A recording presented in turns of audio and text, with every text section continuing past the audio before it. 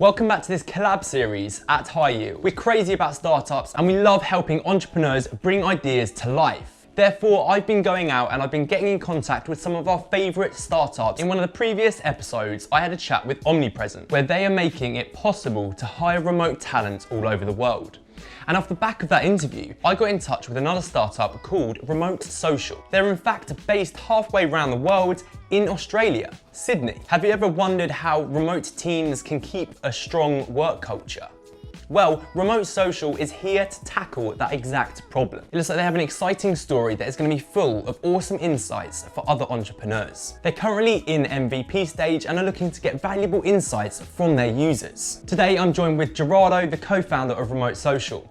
So let's jump into the interview and get those awesome insights for you.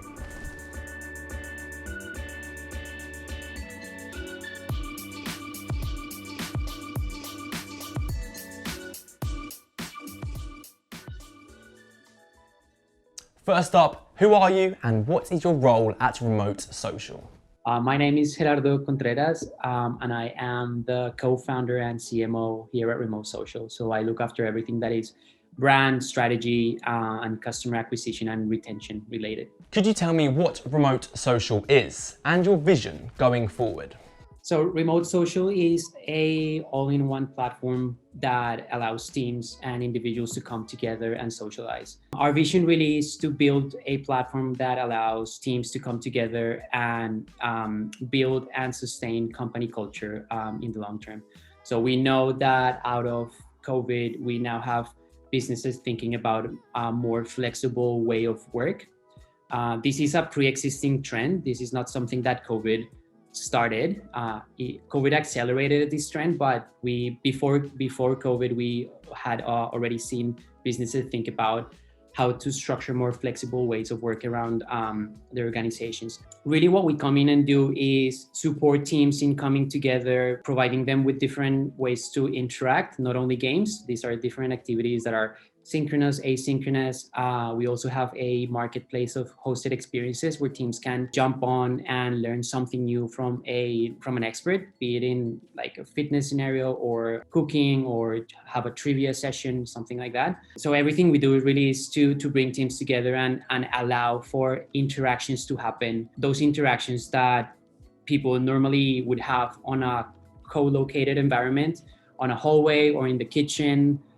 Those organic interactions are now very limited now that everyone's working from home, or even if you have half of your team working in the office and the other half of the team working from home. So really what we do in a very simplistic way is create more of these interactions and make them feel very natural in your work week. Everything with the idea to get to people to meet each other, learn more about your colleague, even if that colleague is sitting on the other side of a screen or next to you in the office. That is what builds culture, that opportunity for people to interact, and the way they interact, the way they face challenges together, the way they approach things together. That is where culture starts to show up. So we allow for those interactions to happen and we facilitate that. So our vision for the future is really to support organizations in building and sustaining that company culture that we know is super critical for businesses, not only to retain existing employees, but also to hire top talent to bring into their organizations. We're fascinated about how ideas form for startups, whether that's an idea to address a problem or it's just one day you're sitting on your couch and it comes to you. Could you tell me about how the idea for Remote Social first came about? So the idea was actually brought into an accelerator program by one of our co-founders, Mike Fitzpaxer. He worked in a very famous Australian startup, now a unicorn and global business called Atlassian. He worked there for many years and he actually saw firsthand how good culture looks inside an organization. Atlassian is very well known for having a very strong culture where people come together. They allow for people to interact and play and show themselves bring themselves to work, the best of themselves to work every day. He saw that, he learned a lot from that, and then he moved to a remote first organization back in 2019, I believe. or 2018, and he really saw the difference between the two worlds. So Atlassian, fully co-located, strong culture, and this organization facing challenges because of having a remote model. Building culture was really, really difficult. So he started thinking about ways for organizations that are in a more flexible way of work, how to facilitate and to help them build those connections. Back then, it was just an idea. It was kind of in his mind. Then we joined the Antler program here in Sydney in June 2020. And coincidentally, we were in the middle of lockdown. Everyone was now working remotely. As I said at the beginning, that accelerated this trend that was already out there. And that kind of showed us how this is something that is so important for organizations to think of. Out of that program, we did a lot of brainstorming around how to get this out to market.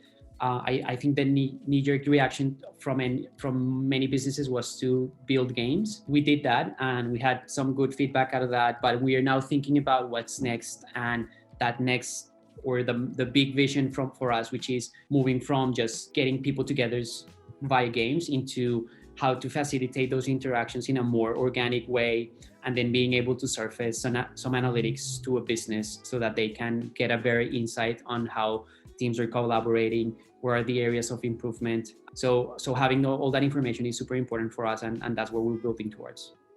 As an agency, we love anything UX, and I find it really interesting that your CEO, Jessica, said, "We're very focused on providing an incredible user experience." Why do you think this is important to understand the user? We're very lucky that Mike has a product background. I am actually an industrial designer. I'm a marketer now, but my background is in industrial design. And Jess has run businesses before, and she's also very customer centric. So I think that having that design background has a really strong element of thinking about customer first. And the way we see remote social, even though we are a B2B platform and we're building more towards becoming a B2B platform, we know that the end user is each individual that is sitting in as part of a team, sitting either in their bedroom or in their home or in a cafe or a library. So building for them, for that end user, is super critical for us, because like we really are striving to becoming a platform that the end user loves, and we cannot do that if we don't have that centricity, like customer centricity in like as the core of everything we do. If we cannot achieve that, if we don't have every single individual falling in love with the product, then we have a very little chance of actually growing and becoming something that people want to adopt.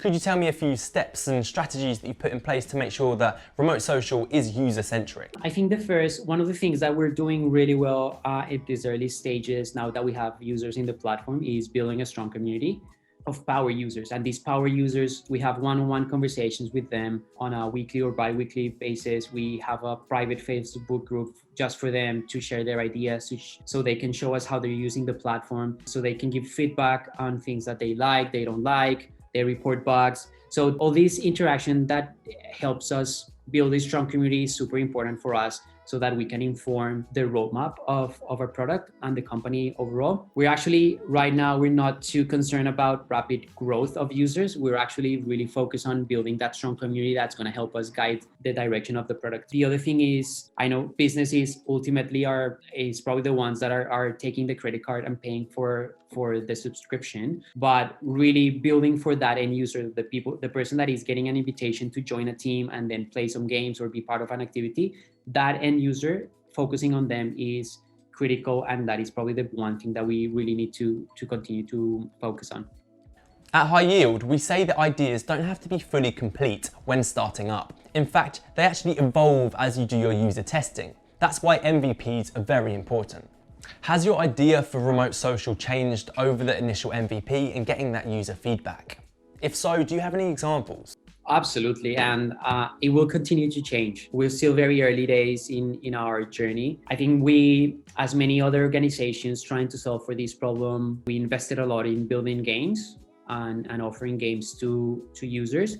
And that's okay, because people love games. They love jumping on a Zoom call, having a beer, and maybe doing a trivia game on a weekly basis. So that's good, but it's not enough. We are absolutely aware that it's not enough. And out of conversations and understanding how people are using the platform, we have been able to build a stronger roadmap and plan to build things that cater for smaller interactions on an ongoing basis. Those are some of the things that we're working towards. Our MVP, what's now in closed beta, it's very game centric, and we're now moving towards delivering more of what we see culture as a service should look like in our all-in-one platform. And that includes wide range of asynchronous and synchronous activities, that marketplace of hosted experiences so people can interact with vendors and get their teams together on a maybe monthly basis and learn something new. And then that layer of analytics gives us the ability to report back to a business and provide them with insights on what they can do to improve company culture, and then maybe give them a benchmark so that they can have a better view of how people are connecting, how teams are connecting. We're definitely evolving as we learn and from our users, and we will continue to do that. As I said before, like building that strong community that gives us those insights is super powerful. How was your experience with the Antler startup program? Yeah, it was awesome. So Antler is a fantastic place for anyone who has an idea or has the passion of becoming a founder and doesn't have an idea. That you can just join the program and then join a founder that has an idea, and you'll be join that journey. Antler has programs in the US, in Europe, in Southeast Asia, in Australia, and they run every 6 months. So there are new co-hosts joining the program every 6 months. I think what is really good about Antler is that they identify top talent, people that are hungry to build something new in the tech world. Have you joined the program with the aim for you to find a co-founder, which is anyone that is probably listening to this interview and that is a founder. One of the hardest things to do at the beginning is find that person or those two people to start a business with. Someone that has complementary skills to yours. For example, I'm in marketing, so my mind is very business centric. In my case, I have Jess, who's a very people and business development centric, and Mike, who has a product and engineer background. Being able to meet Mike and Jess during the program was probably the biggest benefit that Antler has, that they bring people together so that you can then start working in areas of interest. You walk in, you meet a lot of people, you network a lot, you have master classes from like top talent around the world, how to build business plans, how to pitch, how to think about financials, how to think about technical hirings. So it's a very well-structured program that runs for 3 months. And at the end of the program, you pitch back to Antler, you pitch the idea that you're running with. And if you're successful, like we were, they give you some cash in for some equity of inside the business, and then you take that money and you run. In our case, we use that money to build the product that we have today in closed beta. Being part of that program was awesome, not only because we now have a business that is growing, also it just gives you this amazing support network of other founders, of advisors, of mentors that come associated to that. Our only advisor at the moment is the head of engineering from Atlassian. He's been amazing in providing us with bi-weekly catch up when we talk about everything from technology to business strategy to like how we're building a team. So having access to that kind of expertise is just amazing, and that's all thanks to Antler. If you went to Remote Social right now, what would be your favorite activity to do with your team? Probably the one game that I really enjoy is Who Am I? It's similar to Celebrity Heads. So each person in the group gets a celebrity, but you don't know which celebrity you are. So you have to ask questions to the rest of the team and try to find. So am I a singer, or am I an athlete or something like that? And then whoever finds or guesses first wins the round. So that's probably my favorite one. But trivia is also really fun. Like trivia is one of those that are generic, I guess, but I think we've done a really good job, and kudos to Mike because he built the platform with one of our engineers. It's actually quite fun. We have 10 categories, almost 700 questions across all categories, and it's self-serve, so you don't need a host asking questions. Everyone gets a timer and the questions, and at the end you have a leaderboard. It's actually quite fun, and that's the one people play the most. What would be your biggest lesson that you've learned from starting up?